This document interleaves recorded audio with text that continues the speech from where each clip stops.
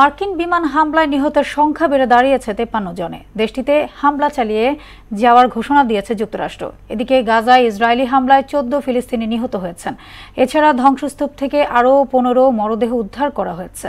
অন্যদিকে যুক্তরাষ্ট্রের শক্তিশালী টর্নেডোর আঘাতে মৃতের সংখ্যা বেড়ে দাঁড়িয়েছে 40 জনে। বিস্তারিত কাজী শাহরিনের ডেস্ক রিপোর্টে।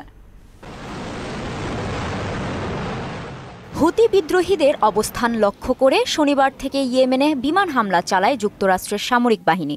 এতে মৃতের সংখ্যা বেড়ে দাঁড়িয়েছে 53 জনে। হুতি পরিচালিত স্বাস্থ্য মন্ত্রণালয় জানিয়েছে, নিহতদের মধ্যে 5 শিশু ও 2 জন নারীও রয়েছে।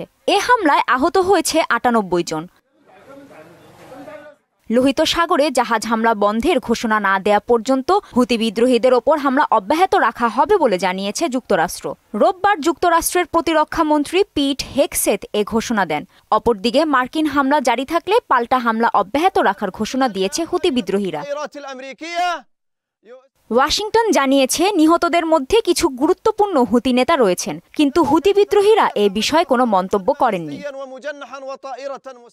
এদিকে যুদ্ধবিরতি সত্ত্বেও গাজায় হামলা অব্যাহত রেখেছে ইসরায়েলি সেনারা। হামলায় গত 24 ঘণ্টায় আরও 14 ফিলিস্তিনি নিহত হয়েছেন। আহত হয়েছেন অর্ধশতাধিক।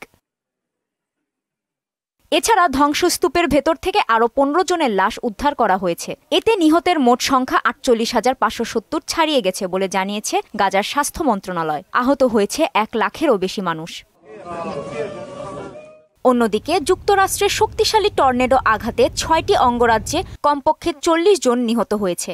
শুক্রবার মিজৌরি, মিশিগান, ইলিনয়েস ও কানসাসে আঘাত হানে টর্নেডোটি।